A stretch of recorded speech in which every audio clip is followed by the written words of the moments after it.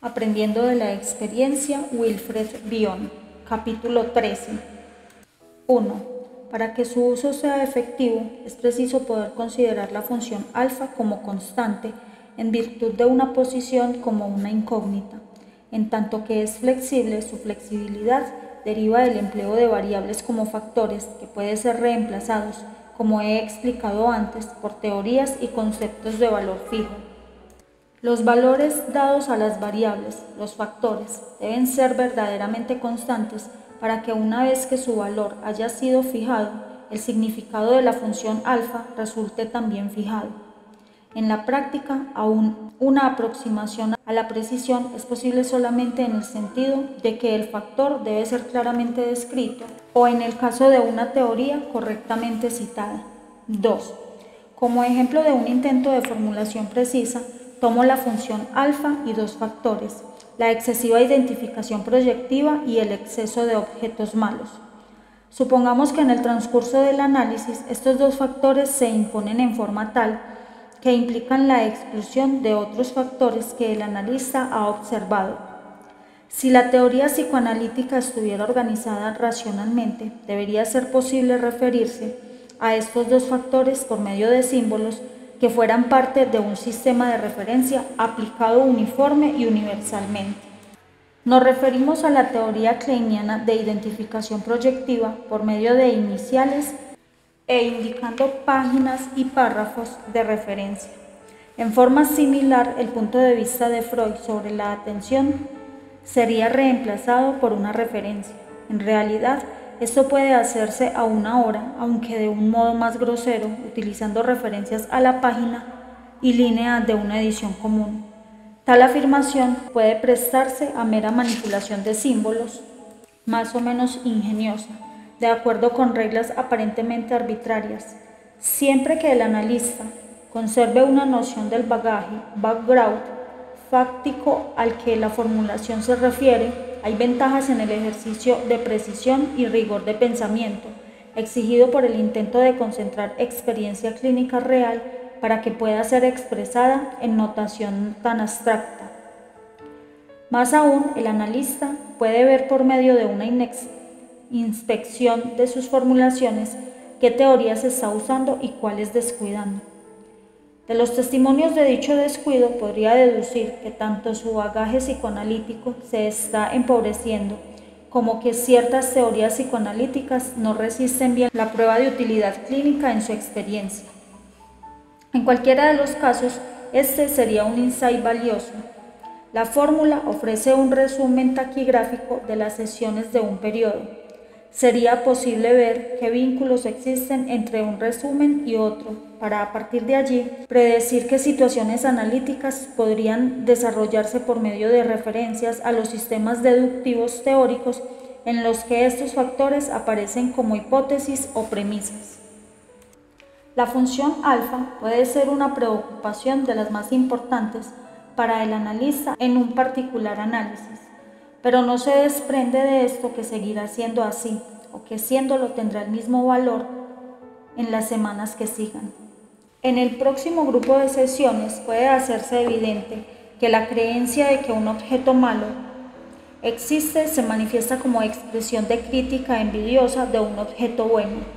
En este caso, la formulación reflejará el cambio de factores. Para la semana siguiente, la función alfa puede haber dejado de ser de importancia fundamental y otros factores y alguna otra función haber tomado lugar. El principio de aplicar la teoría de las funciones continúa siendo el mismo, cualquiera sea la función y cualesquiera sean los factores de los que ésta es función. 3. Como método para aclarar algo para sí mismo, el analista necesita su propio libro de teorías psicoanalíticas, que él personalmente usa con frecuencia, junto con números de páginas y párrafos que aseguran su identificación. 4. La capacidad para recordar lo que el paciente ha dicho debe unirse a la capacidad de olvidar, de modo que el hecho de que cualquier sesión es una nueva sesión y por lo tanto una situación desconocida que debe investigarse psicoanalíticamente, no se vea oscurecido por un acopio ya demasiado grande de preconceptos y conceptos erróneos. Sin embargo, el analista necesita todo el conocimiento del paciente y los descubrimientos y el trabajo de su predecesor en el campo que él puede reunir. Esto refuerza la necesidad de una estructura firme, un marco de referencia teórico del psicoanálisis y que a la vez sea capaz de flexibilidad en la acción. Si la rigidez de la estructura teórica es debilitada por un alejamiento de la teoría, se hace fácil detectar tales alejamientos. Por ejemplo, si se hace referencia a la transferencia por medio de citas específicas, puede verse que el escritor pretende usar el término con significados ya establecidos. Si se dice que una ansiedad consciente acerca del analista es un factor en la transferencia, sería claro que el escritor pensaba en algún fenómeno distinto del que Freud describió en el pasaje a que se hace referencia. Se confiere flexibilidad trabajando con funciones que son variables, cuyo valor solo se vuelve constante cuando para las variables de lo que es la función hay factores sustituidos que son constantes. Actualmente, los más cercanos a una constante en psicoanálisis es el uso de una referencia de página y línea de la teoría que se está empleando como factor. 5. No necesito ocuparme aquí del deterioro del equipo teórico y analítico del analista. Es suficiente decir que un método de formulación ayudaría para hacerlo evidente y posibilitaría al analista para tomar las medidas que considerara necesarias. Un uso disminuido de una teoría psicoanalítica podría demostrar que ésta no puede sobrevivir la prueba de la práctica analítica. 6. Un registro de las sesiones que mostrará en forma sucinta el progreso del análisis, representando las teorías empleadas, cumplirá de ese modo un propósito que es más que una ayuda para la memoria del analista. Su valor como testimonio del trabajo hecho e indirectamente del método de trabajar del analista sería grande, pero el problema fundamental tiene que ver con la necesidad de tener un sistema de notación valioso, tanto para registrar problemas analíticos como para trabajar sobre ellos. 7. El sistema de notación debe posibilitar al psicoanalista contar con un registro que él mismo pueda entender después de un periodo de tiempo y que pueda ser comunicado a otros sin una seria pérdida de significado. Por difícil que sea realizar este propósito, su cumplimiento no sería suficiente. Para el desarrollo del psicoanálisis debe encontrarse una notación que registre el trabajo psicoanalítico, del mismo modo que la notación matemática registra hechos, pero así como la notación matemática registra hechos y también da medios para calcular, la notación psicoanalítica ideal debe dar medios para trabajar sobre el problema que la notación ha dado al analista la posibilidad de registrar. Capítulo 14. 1. La función alfa desempeña un papel fundamental al transformar una experiencia emocional en elementos alfa, porque un sentido de la realidad importa al individuo del mismo modo que importa la comida, la bebida, el aire y la eliminación de productos de desecho. El fracaso en el comer, en el beber o en el respirar correctamente tiene consecuencias desastrosas para la vida misma.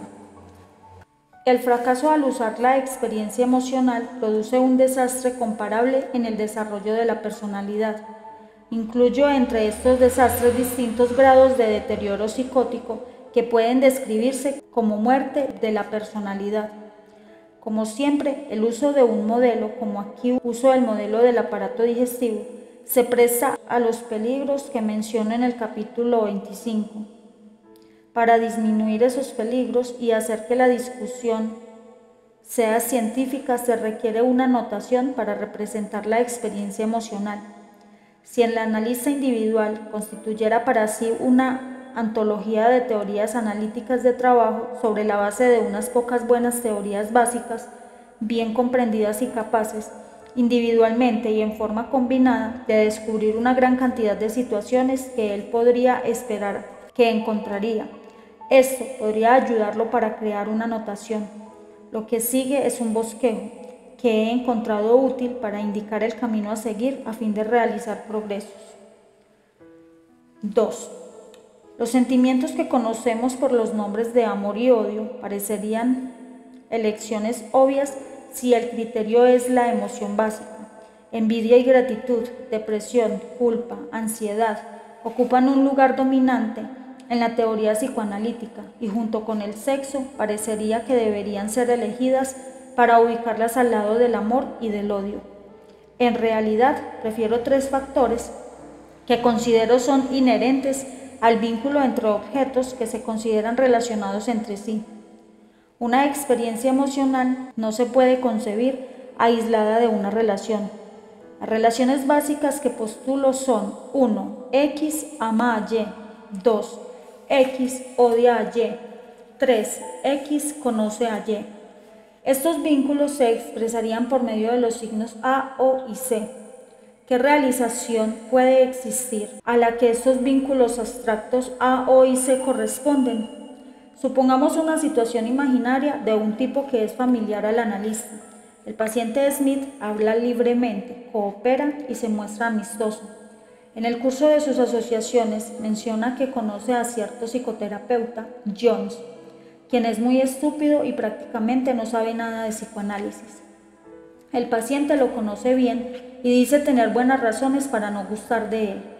Una vez trató a un amigo suyo, el señor May, con un mal resultado, el matrimonio de su amigo, que siempre había sido armonioso hasta que su amigo comenzó el tratamiento, etc. Obviamente, esta es una comunicación compleja. Hay un vínculo entre el paciente y el analista. Hay varios vínculos entre el paciente y el psicoterapeuta, entre el paciente y su amigo, entre el paciente y el analista de su amigo.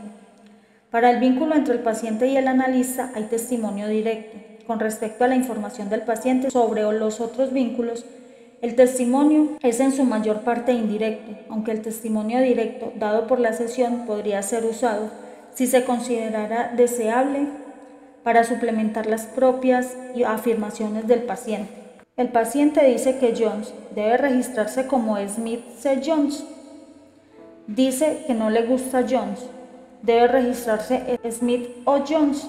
El paciente dice, su amigo el señor May. Debe registrarse entonces Smith a May. ¿O hay algún material previo en el análisis o algún modo o entonaciones que sugiera un vínculo Smith a señor May? ¿Por qué tal vez hay algún material que sugiera que hay una relación homosexual entre Smith y el señor May? No habría límite para las preguntas sugeridas por un episodio imaginario, ni límite para el número de respuestas para cada pregunta. Pero con casi tanta razón puede decirse esto mismo acerca de una sesión verdadera. Sin embargo, la interpretación del testimonio directo sobre la naturaleza de la transferencia dependerá de las respuestas a las preguntas que el analista comience a considerar. Puede parecer, puesto que la situación analítica es compleja, que puede no haber mérito en registrarlas por medio de uno de estos 3 simples signos. Admitiendo que el signo tiene por fin expresar solo una parte de la experiencia emocional, el vínculo no muestra el episodio imaginario de los signos A, O y C. Esconden un vínculo complejo que puede tener variedades infinitas bajo un signo de simplicidad engañosa o que defienden un vínculo con un grado de rigidez que hace aplicaciones a una situación analítica real o una falsificación sin remedio. 3. No hay razón para que ninguna de estas alternativas sea verdad. Los signos pueden relacionarse con los hechos con tal forma que impida se vuelvan símbolos sin sentido y al mismo tiempo pueden ser suficientemente abstractos como para asegurar que son generalmente y no en forma meramente casual, aplicables a situaciones emocionales reales. 4. El analista debe permitirse apreciar la complejidad de la experiencia emocional que él debe esclarecer y, sin embargo, restringir su elección a estos 3 vínculos. Decide cuáles son los objetos vinculados y cuál de estos 3 representa con más precisión el verdadero vínculo entre ellos. Si el paciente es amistoso, el vínculo puede representarse por medio de A. No es una representación adecuada porque es necesario registrar el estado de la transferencia. Me ahorro el esfuerzo de decir lo que quiero significar. Con esto registrado la transferencia de acuerdo con el sistema que he sugerido anteriormente. Se verá que el caso de A, O y C, para reforzar al analista a establecer la clave de la sesión no es lo mismo que su uso para registrar una experiencia emocional, es decir, que es un uso que provee un informe, que no llega a ser completo, de lo que se sabe que ha pasado, pero introduce un elemento que debe ser una parte esencial de cualquier sistema de registro antes de que este sistema pueda ser considerado satisfactorio, a saber, el instrumento de trabajo. Resumir un episodio emocional como C es producir un registro imperfecto, pero un buen punto de partida para la meditación especulativa del analista. En este sentido, el sistema que he esbozado, a pesar de su imperfección e ingenuidad, posee los rudimentos de lo esencial en un sistema de notación, registro de hechos e instrumento de trabajo. Capítulo 15. 1. La finalidad de elegir entre A, O y C es hacer una única afirmación que es válida de acuerdo con lo que el analista cree. No es necesario que sea una afirmación que representa con exactitud una realización de la que la afirmación es la contraparte. La afirmación debe parecer al analista una reflexión verdadera de sus sentimientos y en la que puede basarse para un fin especialmente importante, a saber, actuar como un patrón al que puede referir todas las afirmaciones que se propone hacer.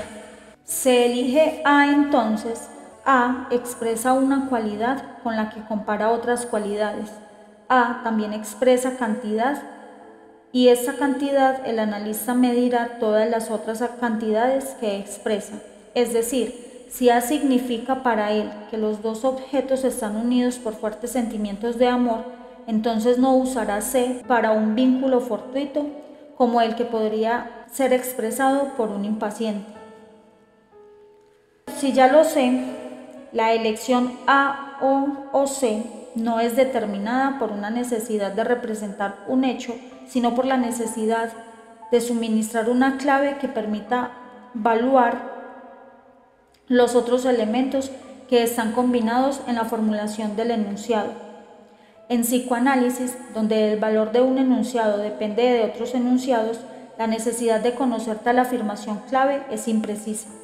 Debe quedar claro que el analista está basando los valores de todos los elementos de su enunciado en ese primer enunciado. Teóricamente, no veo razón para impedirle que elija para este fin cualquier elemento que le guste, pero en la práctica hay mucho en favor de elegir un elemento que tiene importancia derivada de otros aspectos de su posición en el enunciado total.